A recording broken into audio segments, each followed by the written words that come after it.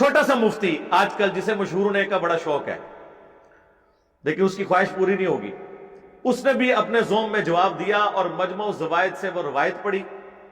مجمع الزوائد الحمدللہ بریلویوں نے اردو میں چھاپ دیے، یہ بڑا احسان کیا۔ جس طرح المستدرک للحاکم علی الصحیحین ہے، بخاری اور مسلم کی چھوٹی ہوئی احادیث انہی راویوں سے، اس طرح پوری کتب ستہ بخاری، مسلم، ترمذی، ابو داؤد، سنن نسائی اور ابن ماجہ، یہ 6 کی 6 کتابوں کے راویوں سے جو حدیثیں ان کتابوں میں نہیں تھیں، چھوٹی ہوئی تھیں، باقی کتابوں میں تھیں، طبرانی کی المعجم الکبیر میں، الصغیر کے اندر یا الاوسط کے اندر،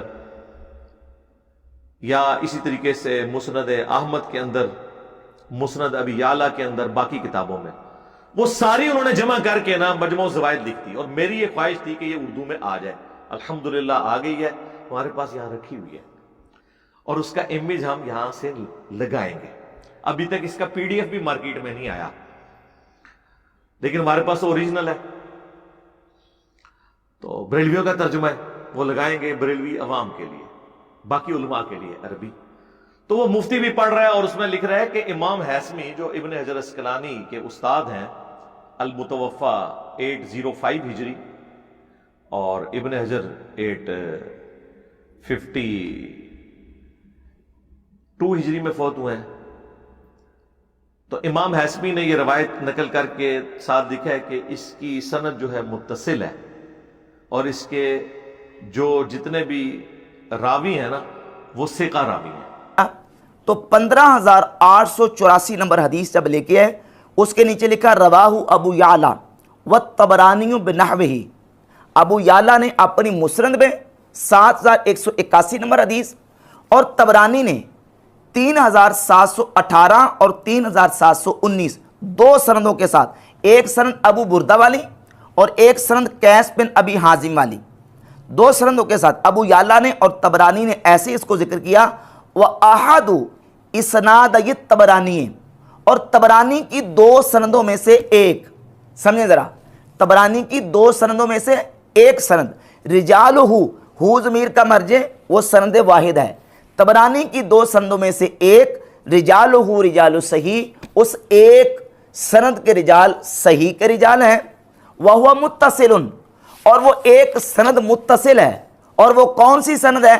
قیس بن ابی حازم علی المعجم الکبیر طبرانی میں 3719 نمبر سند، اس میں قیس بن ابی حازم خالد بن ولید رضی اللہ تعالیٰ سے بیان کر رہے ہیں، تو اس کی سند متصل ہے، رجال اس کے صحیح ہیں، ورجالہما ثقات، کہتے ہیں ویسے تو دونوں سندوں کے رجال ثقہ ہیں، یعنی ابو بردہ والی ہو یا قیس بن ابی حازم علی، البتہ یہ ہے کہ ابو بردہ والی اور مسند ابی یعلا کی ابو سفر والی جو سند ہے، اس میں ابو سفر اور ابو بردہ ان دونوں کا سیدنا خالد بن ولید رضی اللہ تعالیٰ سے سما ثابت نہیں ہے، البتہ قیس بن ابی حازم علی جو المعجم الکبیر طبرانی کی سند نمبر 3719 ہے، اس کی سند بھی متصل ہے، اور اس کے رجال بھی صحیح کے رجال ہے، اور اس کے رجال ثقہ ہیں۔ یہ آگے بھی پڑھنا، آگے نہیں پڑھ رہا، آگے انہوں نے لکھا ہوا ہے سوائے ابو السفر، ایک تابعی ہے، اور دوسرا ابو بردہ، یہ بھی تابعی ہے، سوائے ان دونوں کے کہ ان کی سماعت خالد ابن ولید سے ثابت ہی نہیں ہے، یہ اس نے آگے پڑھا ہی نہیں ہے، ٹھیک ہے، لا الہ ہی پڑھتا رہا، الا اللہ بھی پڑھنا، ہاں تو تب کلمہ مکمل ہوگا نا، ورنہ تو تم توحید کا انکار ہی کرتے رہو گے۔ اگلا حصہ اس نے نہیں پڑھا، وہ اس میں ساتھ لکھا ہوا ہے۔ یہ روایت اس طرح ہے کہ جی یہ روایت مسند ابی یعلا کے اندر بھی موجود ہے، یہ روایت جو ہے وہ المعجم الکبیر طبرانی کے اندر بھی موجود ہے، فضائل صحابہ احمد بن حنبل کی کتاب میں موجود ہے، المصنف ابن ابی شیبہ کے اندر بھی موجود ہے۔ یہ مین 4 کتابیں، باقی جتنی ہے سندیں وہی ہیں ساری۔ مینلی اس کی 3 سندیں ہیں، ان میں سے بھی 2 ٹاپ آف لسٹ ہیں،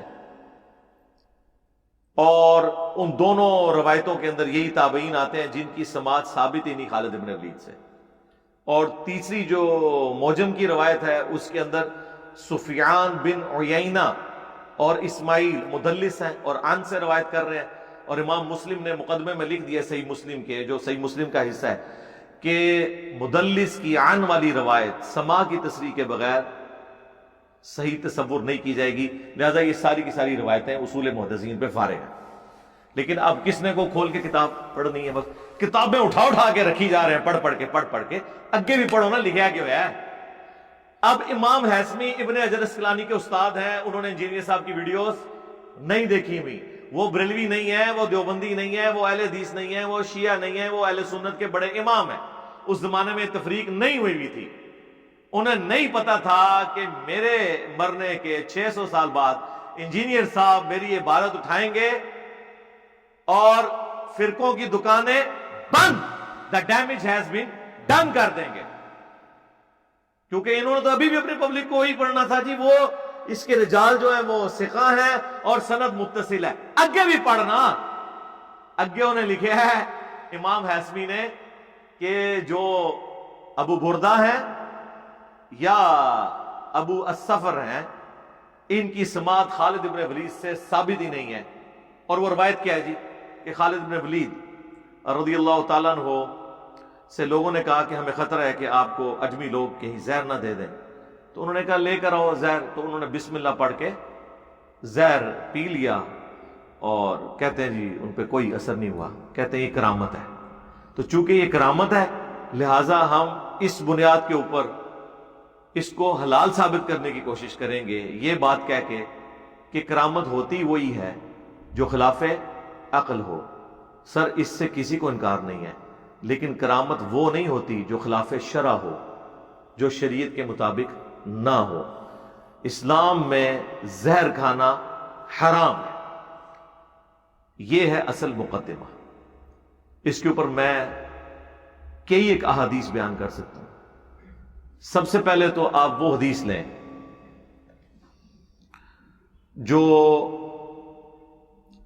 سنن نبی داؤد میں اور جامعہ ترمذی میں موجود ہے کہ جو شخص صبح کے وقت پڑھ لے بسم اللہ الذی لا یضر مع اسمہ شیء فی الارض ولا فی السماء وهو السمیع العلیم 3 دفعہ، تو شام تک کوئی ناگہانی آفت اسے نہیں پہنچے گی۔ یہ نہیں ہے کہ یہ دعا پڑھ کے تو کوئی ساکٹ میں 2 انگلیاں دے دے یا زہر پی لے یا کوبرا سانپ کے منہ میں ہاتھ دے دے تو وہ بچ جائے گا، انشاءاللہ نہیں بچے گا۔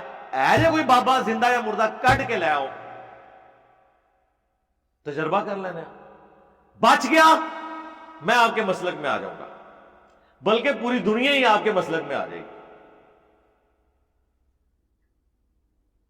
اور اگر نہ بچا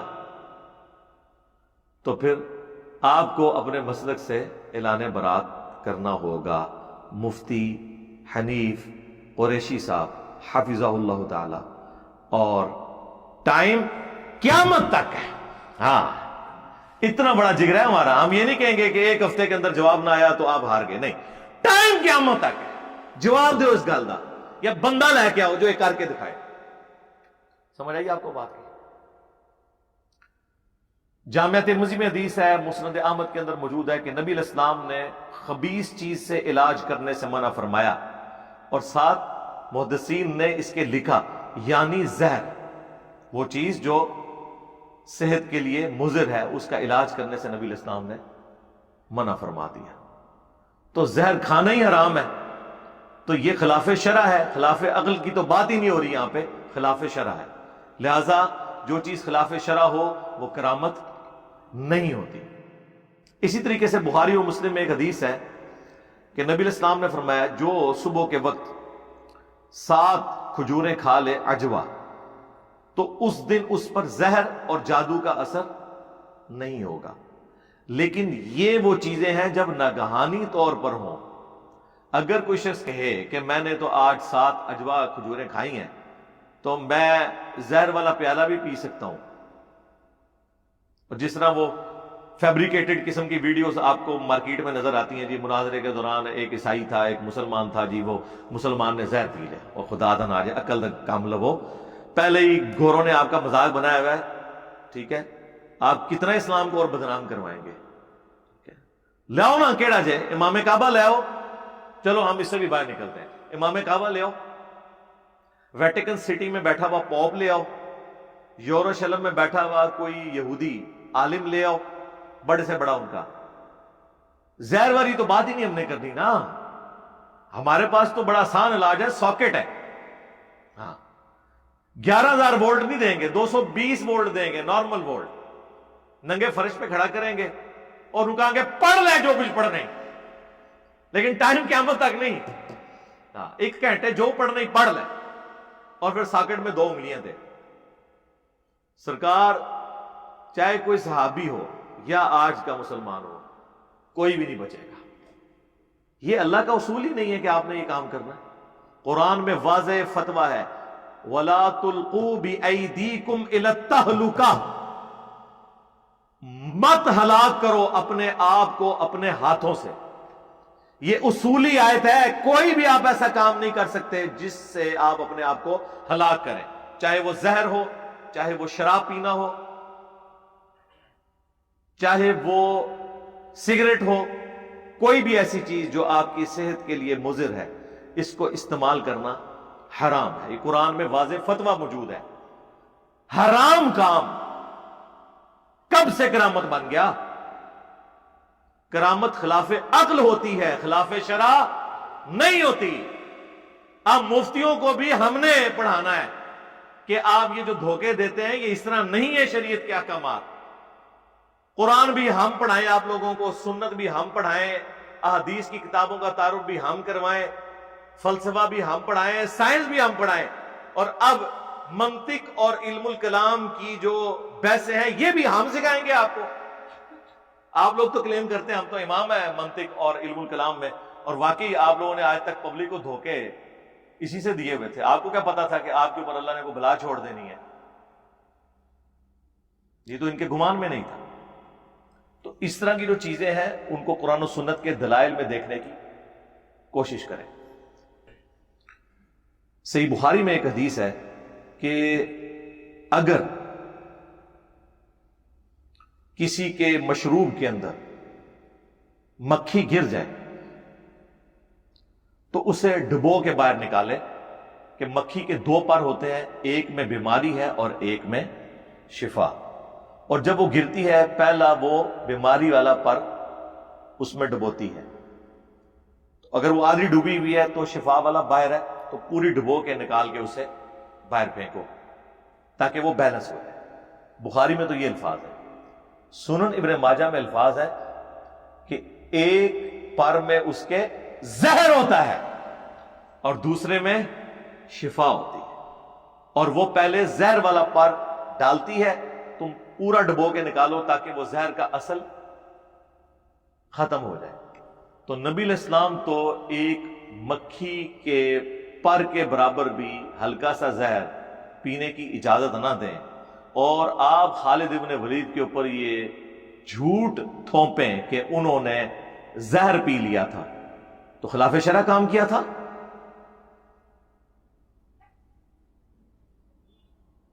بالکل قرآن و سنت کی تعلیمات واضح ہیں، اس میں کوئی دوسری رائے موجود نہیں. اللہ کے نبی علیہ السلام کی آپ احتیاط کا لیول دیکھیں. صحیح مسلم میں اوپر تلے 3-4 احادیث ہیں کہ نبی علیہ السلام چند لوگوں کے پاس سے گزرے جو کھجور کی نر اور مادہ کے اعتبار سے پیوند کاری کر رہے تھے. نبی علیہ السلام نے ان سے فرمایا کہ ایسا کیوں کرتے ہو؟ انہوں نے کہا کہ اس کی وجہ سے ہماری جو فصل ہے وہ زیادہ ہوتی ہے، کھجور زیادہ پھل لگتا ہے اس درخت کو. آپ نے فرمایا کہ اگر ایسا نہ کرو تو کیا ہے؟ بس حضور تو اتنا فرما کے چلے گئے. انہوں نے اسے آرڈر سمجھ لیا، انہوں نے اس سال وہ کام نہیں کیا اور ان کی فصل کم ہو گئی. نبی علیہ السلام کی فرینکنس کا لیول دیکھیں کہ جب کم ہوئی ہے تو صحابہ کرام نبی علیہ السلام کے پاس شکایت لے کے پہنچ گئے کہ یا رسول اللہ آپ نے مشورہ دیا تھا تو فصل کم ہو گئی ہے. اللہ کا شکر ہے کہ 295C نہیں تھی اور پاکستان کی مذہبی جماعتیں نہیں تھیں، ورنہ وہ وہاں سے سلامت نہ اٹھتے. آج تو آپ سوال پوچھ لیں تو آپ کے اوپر فوراً فتویٰ آ جاتا ہے. تو نبی علیہ السلام نے فرمایا کہ میں نے تمہیں منع تو نہیں کیا تھا، میں نے تمہیں کب کہا تھا کہ یہ کام نہ کرو؟ میں نے تو ایک مشورے کے طور پہ بات کی تھی. انتم اعلم بامر دنیاکم، تم اپنے دنیا کے کاموں کو مجھ سے بہتر سمجھتے ہو.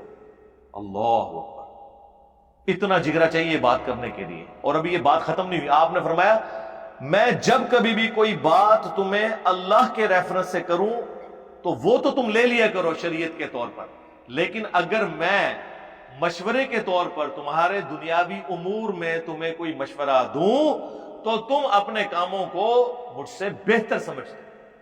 یہ اکثر لوگ پوچھتے ہیں نا کہ نبی علیہ السلام نے ایٹم بم کا طریقہ کیوں نہیں بتایا؟ اس لیے کہ نبی علیہ السلام کو نہیں سکھایا گیا تھا، اور نہ یہ آپ کی ضرورت تھی، اور نہ آپ کو یہ فارمولا E=mc² نہ پتا ہونے سے کوئی آپ کا مرتبہ کم ہو گیا ہے، کیونکہ آپ ہدایت کے امام ہیں. یہ آپ سمجھیں، آپ ہمیں یہ چیزیں سکھانے نہیں آئے ہیں. ہاں قرآن سائنٹیفک فیکٹس کے ساتھ ڈیل کرتا ہے، لیکن قرآن سائنس کی کتاب نہیں ہے، یہ سائنس کی کتاب ہے. اللہ کے فزیکل فینومینا آف نیچر جو ہے ان کی کتاب. فیکٹس آئے ہیں لیکن یہ انسانیت کے لیے ہدایت کا سبب بن کے آئی تاکہ ہر زمانے کے لوگ اسے ہدایت حاصل کریں. باقی نیٹی گریٹیز نہ نبی علیہ السلام کو اللہ نے بتائی نہ صحابہ کو بتائی، وہ اللہ تعالیٰ وقت کے ساتھ ایکسپلور کرے گا، وہ سائنس کی برکت سے ہو رہی ہے. تو نبی علیہ السلام فرما رہے ہیں کہ تم دنیا کے کاموں کو مجھ سے بہتر سمجھتے ہو. آپ اندازہ کریں امام نووی نے، جنہوں نے صحیح مسلم کے باب باندھے تھے 800 سال پہلے، انہوں نے اس کے اوپر باب باندھ دیا ہے کہ نبی علیہ السلام کی اطاعت اور اتباع کن کاموں میں کی جائے گی، کس میں نہیں کی جائے گی. لا 295C امام نووی ہوتے.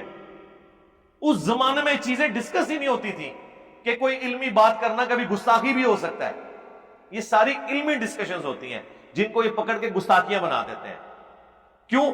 ان کے نزدیک اصل میں جو ڈاکٹرن ہے وہ جذباتی ڈاکٹرن ہے، چاہے وہ آپ کی عقل میں آئے یا نہ آئے، قرآن و سنت کے مطابق ہو یا نہ ہو، جذباتی ڈاکٹرن کو لے کے چل رہا ہے. تو سر پہ جذباتی ڈاکٹرن میں تو دل کرتا ہے کہ اگر حضرت عیسیٰ علیہ السلام کو عیسائیوں نے خدا کا بیٹا بنایا ہے تو ہم بھی اپنے پیغمبر کو بنائیں گے. دل تو پھر یہی کرتا ہے، لیکن نہیں، قرآن ہمیں روک رہا ہے. لم یلد ولم یولد لقد کفر الذین قالوا ان اللہ هو المسیح ابن مریم لقد کفر الذین قالوا ان اللہ ثالث ثلاث. بے شک وہ کافر ہیں جو کہہ رہے ہیں کہ عیسیٰ ابن مریم ہی اللہ ہے یا عیسیٰ ابن مریم تین میں سے ایک ہے. اور صحیح بخاری میں حدیث ہے، دیکھنا میری شان کو اس طرح بلند نہ کرنا جس طرح نصارہ نے اپنے پیغمبر کو بڑھا دیا. میں اللہ کا بندہ اور اس کا رسول ہوں، مجھے اللہ کا بندہ اور اس کا رسول ہی کہنا. محمدن عبدہ و رسول. صلو علی محمد و آل محمد. اللہم صلی علی محمد وعلی آل محمد و اصحاب محمد اجمعین الی یوم الدین. اچھا، ایک اور مزے کی حدیث جو بخاری اور مسلم دونوں کے اندر آئی ہے کہ نبی صلی اللہ علیہ وآلہ وسلم نے فرمایا کہ جو شخص دنیا میں زہر پی کر خودکشی کرے گا یا کسی لوہے کے انسٹرومنٹ سے اپنے آپ کو قتل کرے گا یا بلندی سے اپنے آپ کو نیچے گرا کے مار لے گا تو جہنم میں آگ کے عذاب کے اندر یہ ایک اور ایڈیشنل عذاب اس کے اوپر مسلط کر دیا جائے گا. آگ میں تو وہ جلے گا لیکن ساتھ ہی اس کے ہاتھ میں ایک انسٹرومنٹ دے دیا جائے گا، وہ بار بار اپنے پیٹ میں چھرا گھونپتا رہے گا، پھر مرے گا، پھر زندہ ہوگا، اور یہ سلسلہ اس کا جاری رہے گا. جس نے پہاڑ سے اپنے آپ کو گرایا وہ پہاڑ سے گراتا رہے گا، اور جس نے زہر پیا وہ زہر پیتا رہے گا، اور زہر پینے کے بعد جو تکلیف سے گزرنا پڑتا ہے، جو منہ سے جھاگ نکلتی ہے، جو معدہ کٹتا ہے، وہ ساری تکلیف وہ جہنم میں بھوگتے گا۔ اور اس حدیث کے اوپر امام بخاری نے باب باندھا ہے کہ زہر پینا حرام ہے۔ اور صرف امام بخاری نے نہیں، امام بیہقی نے بھی اس حدیث کے اوپر باب باندھا ہے کہ زہر قاتل کھانا حرام ہے۔ جو کام ہی حرام ہے، خلاف شرع ہے، وہ کرامت کہاں سے ہو گئی؟ کرامت تو وہ ہوگی جو خلاف عقل ہو۔ خلاف شرع چیز کرامت نہیں ہوتی۔ ٹائم قیامت تک ہے، جواب دینا ہے، علمی، جذباتی نہیں۔ کتنی زبردست حدیث ہے۔ اور دیکھیں امام بخاری اور امام بیہقی نے امت کے اوپر کتنا احسان کیا ہے کہ اس کے اوپر چیپٹرز کی ہیڈنگز بنا کے نا امت کو صحیح عقیدہ بتا دیا ہے، تاکہ کوئی اس طرح کی چیزوں سے غلط رزلٹ نہ نکالنا شروع کرتے ہیں۔ کہاں سے جا کے انہوں نے اس میں سے دیکھیں عقابی نظریں گئی ہیں کہ زہر کھانا ہی حرام ہے، حالانکہ وہ تو خودکشی کا ذکر ہو رہا تھا، تو انہوں نے مطلقاً کہہ دیا کہ زہر کھانا حرام ہے، چاہے خودکشی کے طور پر ہو چاہے کسی اور وجہ سے ہو، زہر کھانا ہی حرام۔ اب رہ گئی جعلی روایتیں، تو میں نے آپ کو بتا دیا کہ یہ سب کی سب جھوٹ انہوں نے بیان کیا ہوا ہے، ان روایتوں کے ساتھ لکھا ہوا ہے یہ منقطع روایتیں ہیں، لیکن بس وہ کہتے ہیں جی 1 درجن کتابیں، سرکار 1000 درجن کتابیں آپ لے آئیں۔ جب غالی شیعہ جنہیں ہم رافضی کہتے ہیں سیدنا عمر کے اوپر الزام لگاتے ہیں سیدہ فاطمہ کے قتل کا، تو ہم کہتے ہیں کہ 40 کتابیں لے کے آ رہے ہو، ان ساری کتابوں میں مرکزی راوی تو ابان بن ابی عیاش ہے۔ جب وہ کذاب اور جھوٹا راوی ہے تو 40,000 کتابوں میں بھی وہ راوی آئے، سند تو ایک ہی ہوئی نا۔ یہاں پہ بھی میں نے آپ کو بتایا مینلی 3 ہی اسناد ہیں۔ ایک جو ہے وہ ابو السفر سے ہے، اس کی سماعت ثابت نہیں، امام حسمی نے لکھا مجموع الزوائد میں۔ دوسری ابو بردہ سے ہے، اس کی سماعت بھی خالد بن ولید سے ثابت نہیں ہے۔ اور تیسری سند جو الموجم کی ہے اس کے اندر سفیان بن عیینہ مدلس ہیں، عن سے روایت کر رہے ہیں اور سماع کی تصریح نہیں ہے، لہذا فارغ۔ جی حدیثیں تو ہماری بھی ہیں، ہاں ہے نا۔ اور ساتھ میں نے گن پوائنٹ پہ 800 سال پہلے روحانی طور پر آ کے لکھوا دیا تھا کہ یہ روایتیں ضعیف ہیں، تو یقیناً ایسا نہیں ہوا، انہوں نے خود ہی لکھا ہے۔ صحیح نہ سمجھ لینا کہ یہ خلاف عقل ہے تو کرامت ہوگی علی بھائی کی، میں نے تو نہیں کروایا، ساتھ لکھا ہوا ہے۔ یہ تو بڑی بڑی گستاخانہ روایتیں ہیں۔ پھر مسند احمد کے اندر روایت ہے، الادب المفرد امام بخاری کی کتاب میں موجود ہے۔ بخاری کی ہر کتاب کی ہر روایت تو درست نہیں ہے، الادب المفرد میں ضعیف روایتیں بھی ہیں، اور مشکات میں بھی موجود ہے کہ نبی صلی اللہ علیہ وآلہ وسلم نے فرمایا، اب یہ نہیں آپ کی طرف یہ منسوب ہے نعوذ باللہ، لیکن کہتے ہیں حدیث تو حدیث ہوتی ہے، چاہے وہ صحیح ہو یا ضعیف، کتابوں میں تو آ گئی کہ جو شخص اپنے جاہلی نسب پر فخر کرے، جیسے زمانے جاہلیت میں لوگ فخر کرتے تھے میں تو فلاں اونچے خاندان سے ہوں، تو اسے کہو کہ تمہیں اس نسب کے اوپر فخر ہے نا، تو اپنے باپ کی شرمگاہ کاٹ کے اپنے منہ میں رکھ لو۔ اور نبی علیہ السلام کے ساتھ منسوب ہے آپ کی طرف بات کہ فرمایا کہ یہ بات کنائے سے نہ کرنا، ڈائریکٹ کہنا کہ اپنے باپ کی شرمگاہ کاٹ کے اپنے منہ میں رکھ لے جس کے اوپر تو فخر کر رہا ہے کہ میں فلاں باپ کی اولاد، نعوذ باللہ۔ اب یہ الفاظ نبی علیہ السلام کے اخلاق میں کہیں بیٹھتے ہیں؟ وَإِنَّكَ لَعَلَىٰ خُلُقٍ عَظِيمٍ جو قرآن میں آیا کہ میں اخلاق کے اعلیٰ ترین درجے پہ، نبی علیہ السلام کو اللہ تعالیٰ نے فرمایا کہ بے شک آپ اخلاق کے اعلیٰ ترین درجے کے اوپر فائز ہیں، یہ ڈگری دی نبی علیہ السلام کو۔ اور بخاری اور مسلم دونوں میں حدیث ہے کہ نبی صلی اللہ علیہ وآلہ وسلم میں کنواری لڑکیوں سے زیادہ شرم و حیا تھی۔ جب آپ کو کوئی بات ناگوار گزرتی تو ہم آپ کے چہرے کے آثار سے پہچان لیتے تھے۔ آپ اپنے چہرے کے آثار بھی کنٹرول نہیں کر سکتے تھے، بالکل جسے کہتے ہیں نا صاف ستھرا دل ہونا جس بندے کا، جو کچھ اندر ہے وہی سامنے نظر آ رہا ہے۔ نبی علیہ السلام کی یہ مبارک صفت تھی جو اللہ نے ان کے ساتھ اٹیچ کی تھی۔ جو کنواری لڑکیوں سے زیادہ شرم و حیا رکھتا ہو اس کی یہ لینگویج ہو سکتی ہے؟ یہ جھوٹ ہے۔ تو روایتیں تو بہت ساری موجود ہیں، او جی ہماری بھی بغیر ولیدین کی حدیثیں موجود ہیں، جی جی موجود ہیں، پورے اہتمام کے ساتھ لکھی ہیں اماموں نے. امام ترمذی نے لکھی اور اللہ کے فضل سے لکھنے سے پہلے ہی ساتھ لکھ دیا. ہاں، رفع الیدین والی حدیث 256 نمبر پہ لے کر ساتھ لکھا کہ عبداللہ ابن مبارک جو کہ شاگرد ہیں امام حنیفہ کے، وہ فرماتے ہیں کہ جو رفع الیدین کرتا ہے اس کی حدیث ثابت ہے جو عبداللہ بن عمر سے ہے، اور جو رفع الیدین نہیں کرتا اس کی ابن مسعود والی حدیث ثابت ہی نہیں ہے. وہ کراچی کا مفتی کہتا ہے نہیں، وہ انہوں نے سند پہ بحث کی ہے. نہ، سند پہ بحث نہیں کی، متن پہ کی ہے. کیٹاگوریکل ڈینائی ہے کہ جو رفع الیدین کرتا ہے اس کی حدیث ثابت ہے، جو نہیں کرتا اس کی ثابت نہیں ہے. ابن مسعود کی متن کے اوپر بحث کر دی. اور صرف انہوں نے نہیں، امام ابو داؤد نے بھی ساتھ لکھا وَلَيْسَ بِصَحِيحٍ عَلَى هَذَا الْمَعْنَى، ان معنوں میں یہ حدیث صحیح نہیں ہے. اچھا، بعض علماء کہتے ہیں یہ لکھا ہے صحیح نہیں ہے، اس کا یہ مطلب نہیں کہ حسن بھی نہیں ہے، اس کا یہ مطلب نہیں ہے کہ یہ روایت جو ہے ضعیف ہے. جسے ہم کہتے ہیں نا ایاک نعبد و ایاک نستعین، وہ کہتے ہیں یہ تو لکھا ہوا ہے کہ اللہ سے مانگنا ہے، یہ نہیں لکھا ہوا کہ غیر اللہ سے نہیں مانگنا. ہاں، اور پھر رہ کے وہی بہانا امی سے روٹی مانگنا، اور مری ہوئی امی کو لوں. یہ تو ظاہری اسباب ہے، قرآن میں حکم ہے وَتَعَاوَنُوا عَلَى الْبِرِّ وَالتَّقْوَى وَلَا تَعَاوَنُوا عَلَى الْإِثْمِ وَالْعُدْوَانِ، نیکی اور پرہیزگاری کے کاموں میں ایک دوسرے کی مدد کرو، برائی میں الگ رہو. ان کو تو چھوڑ دیں، جن فرشتوں کی ڈیوٹیاں ہیں آپ ان سے بھی بارش نہیں مانگتے. نبی علیہ السلام نے نماز استسقاء تعلیم فرمائی ہے، بارش اللہ سے مانگنی ہے. یہ نہیں کہ اے میکائیل بارش برسا دو کہ گرمی کا موسم قریب آ رہا ہے. نہ، شرک ہو جائے گا. دروشی بھی پڑھتے ہیں تو اللہم صلی علی محمد وعلی آل محمد. تو خدا کے لیے اللہ سے خوف کریں. آپ کیوں اس طرح کی چیزیں پریزنٹ کرتے ہیں پبلک کے اندر کہ لوگوں کے عقیدے خراب کریں، اور پھر آپ ہمیں موقع دیں کہ ہم آپ کے بزرگوں کی عزت افزائی کریں.